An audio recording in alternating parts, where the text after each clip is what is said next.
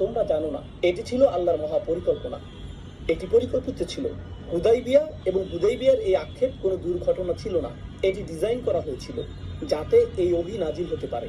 মানব জাতির কাছে সবচেয়ে মূল্যবান বস্তু হলো আল্লাহর বাণী, আর আল্লাহ তার বাণীর জন্য পরিস্থিতি সৃষ্টি করেন। পরিস্থিতির কারণে আল্লাহর বাণী নাজিল হয় না, বরং আল্লাহর বাণী নাজিলের উদ্দেশ্যেই তিনি পরিস্থিতি সৃষ্টি করেন। কিয়ামত পর্যন্ত মানুষের এই সূরার প্রয়োজন। এই সূরার মাধ্যমে তাদের হিদায়াতের প্রয়োজন। তাই আল্লাহ এমন পরিস্থিতি সৃষ্টি করলেন যা এই সূরা নাজিলের সুযোগ করে দিল। এটি আল্লাহর চিরন্তন বাণী, তাই না? তাই বিশ্ব এবং তার বাস্তবতাকে সাজানো হয়েছিল আল্লাহর বাণীর উদ্দেশ্যে, সৃষ্টিকর্তার বাণীর জন্য।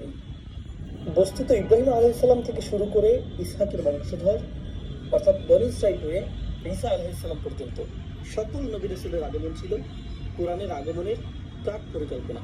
এর সবটুকুই, এই সব কিছুই অবশেষে কোরআনের সাথেই যুক্ত হয়েছে। তিনি বলেন, হি সাজ ফাআলি